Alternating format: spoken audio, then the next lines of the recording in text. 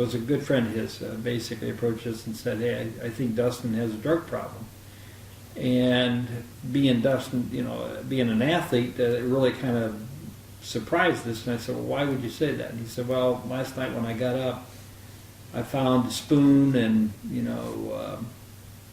a syringe in the bathroom. And I mean, that's just like anything that you would see in a movie.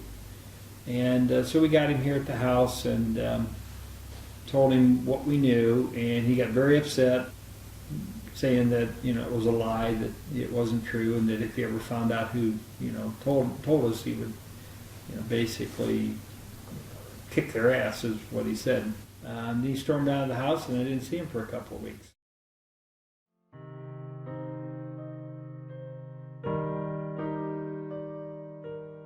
Tragic death of Philip Seymour Hoffman, the 46-year-old Oscar winner, brilliant actor, found dead in his Manhattan apartment yesterday from an apparent overdose of heroin. We start with a hair-raising account of a young mother's heroin overdose with her 3-year-old in the back seat. An alarming new epidemic in Northeast Ohio is claiming more lives than car crashes. An ABC News investigation tonight, the heroin epidemic in America.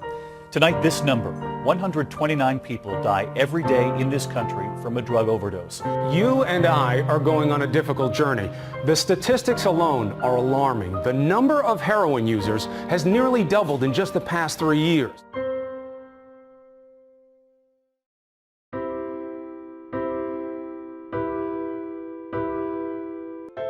The classic definition of an epidemic is a sudden increase of disease or a condition in the community that's above the normal level, and it's usually associated in either in time and place at the same time. An epidemic is widespread, so affecting the community at large or a larger community. So would you say that heroin and opiate drug abuse has reached the level of an epidemic?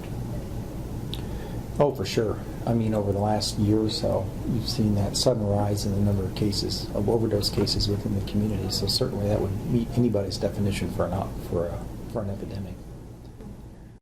So we convinced him to come home. So he moved back into our house in August.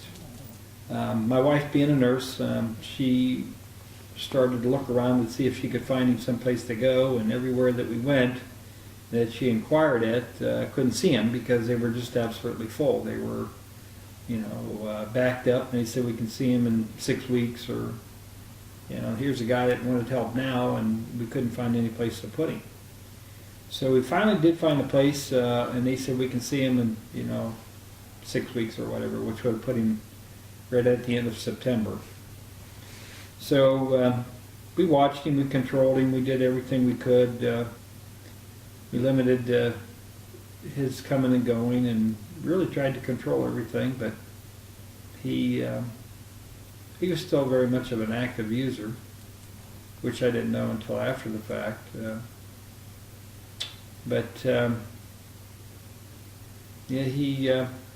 He chose to, what we call, what drug addicts call the last ride. He chose to take the drugs one last time before he went into rehab, and killed him.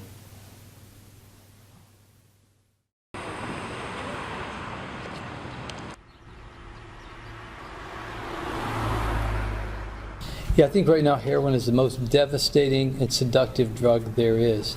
Right now it's the leading killer of our youth. And I'd say 80% of the cases that come through our court now are heroin related. So when did we really start seeing a rise in the rate of heroin related cases in Stark County? Well, prior to this job, I was the prosecutor for 20 years, and I don't know if I ever saw a heroin-related case. Really? The last 4 years it started, and now it's like the ball that just keeps rolling down the hill. It's escalated, and it's all over. It's with the rich, it's with the middle class, and it's with the poor. So is there a legal punishment for people who overdose on heroin? Yes, they could be charged with possession of heroin, sometimes trafficking, and that's generally what we see in my courtroom. We're taking the approach with young people. We don't want to put people in prison for using. Right. We get them into treatment. We get them in right away so that they can lead a productive life. The traffickers, those are the ones that we're sending to prison. On average, who is arrested at a higher rate? Do you see more trials of traffickers or more trials of users? Sadly, it's the users. We are not, obviously, we're trying hard, but we're not getting the amount of traffickers. that we'd like to. You and I talked a little bit earlier. They're coming in from Mexico. It's being shipped in. You know, the United States has not been real successful in making the big amount of hits that we would like to get this to stop from coming in. So on the topic of like increasing crime, has there been an increase in crime overall, or is it specifically within the area of heroin possession and like heroin use? There's been a slight increase of crime in Stark County. The violent crime has went down a little bit, but the heroin use and heroin trafficking is at record level. It's an epidemic level. Everyone's calling it an epidemic. That's how high it is. I looked out and his car was in the driveway, and I thought, he's late for work. I went down there and I thought, this kid, I don't know what he's doing. Maybe he slept in or something. And I saw the light on under his door, heard the music, and a bad feeling came over me. And I thought, something's wrong. And I kind of bursted through the doors, and that's when I saw him laying on the floor, and he had a puddle of vomit around him. He was very bluish, purplish, and rigor mortis had set in, his arms were drawn up, and I just freaked out. And I ran over, and I tried to do CPR, but I knew he was dead. It's kind of a blur after that. It was just so horrible, and it was so shocking that I really didn't know what to do. I just sat on the floor downstairs and kind of watched, and they came in, and I said, aren't you going to do anything for him? And they just said, he's been dead for hours. It's becoming as widespread as it is because opiates are such an addictive drug.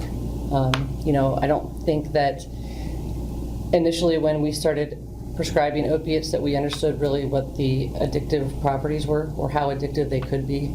I think it has to do with over-prescribing. I think we have a culture in the United States where pills can and will fix anything. And I think that we're finally starting to realize that there's a responsibility to prescribing opiates and taking opiates. And unfortunately, that's because of the heroin. And heroin is cheap. It's widely available, very inexpensive. It's being mixed with other drugs that make it even more of a powerful, desired drug. So it's just very cheap, very widespread.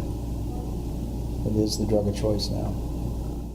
If you could do anything over again, what would you do? Well, it's really interesting. I speak a lot at a lot of schools in the Tri-County area, and I call that a do-over.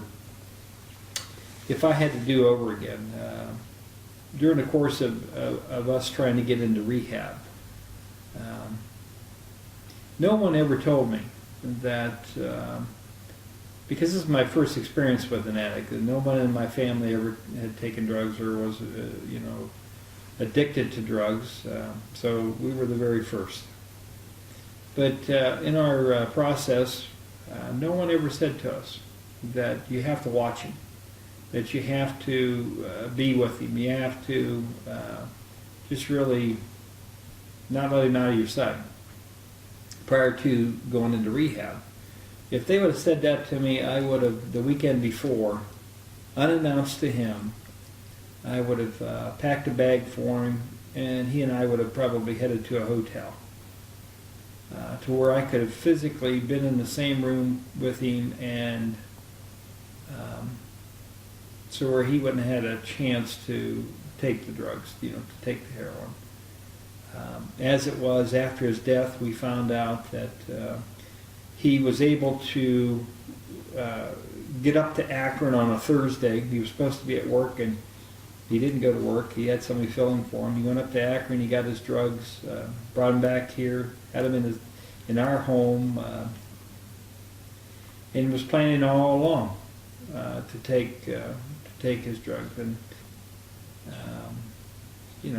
it changes your brain. And what you have to do, and part of rehab, is you have to retrain your brain on how to go through every day's life. I didn't know any of this stuff. I didn't know the battle that he was fighting. And if I did, I probably would have been a little bit more compassionate. I would have been a little bit more understanding. And I always felt that he needed just to man up and not do it. I didn't realize the cravings. That.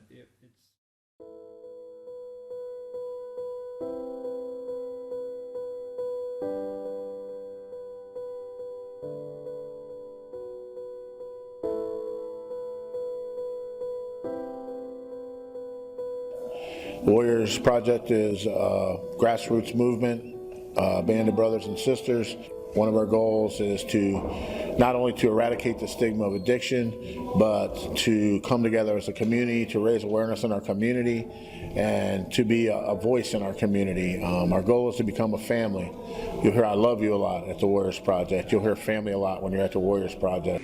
When I started hanging out with a girl, and she said she didn't know what she was getting me, but she was buying me heroin, and that led to an overdose. I got some heroin cut with fentanyl, which fentanyl is an opiate also, and it's like 15 times stronger than heroin, and I had overdosed.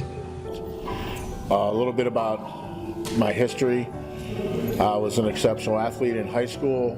I got involved with some gangs, and by 17 years old, I had gotten in so much trouble. My last charge was a DUI, reckless op, drug abuse, willfully fleeing and attempted assault on a police officer. And I'm a recovering alcoholic and addict. I started using drugs at my 30th birthday.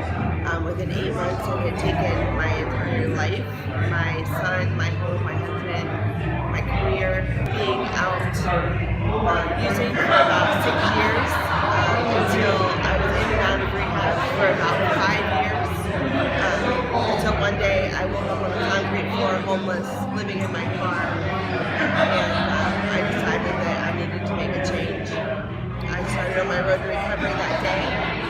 It hasn't been an easy road, but it's been a fruitful road. But it's tough. It's been tough for all of us. It's like somebody's gone. He was like really funny and always joking around, and it's like he was just such a character, and it's like when somebody like that disappears from your life suddenly, I mean, it's like a big hole in your life. So you're not parents yet, but you know, when you become parents, you'll understand. You go through a lot physically to bring your children in the world. Like, you know, when you're a mother, you know, you have to go through 9 months. You carry a baby, you bring them into the world, and it's a physical thing that you go through, and you go through a lot financially with kids. They're very expensive. You go through a lot emotionally. You have a lot invested in your kids, and you love them very much. You just really bonded with each child that you have. So when you lose one of them, it's a part of you just goes with them. The heroin outbreak in Stark County is certainly one of the greatest challenges our community has faced in some time. The story of the people who are fighting the effects of heroin on a daily basis is one that must be told. These people have dedicated their lives to combating a drug that has taken control of our community. The efforts of these individuals has brought and will continue to bring a necessary change to our community.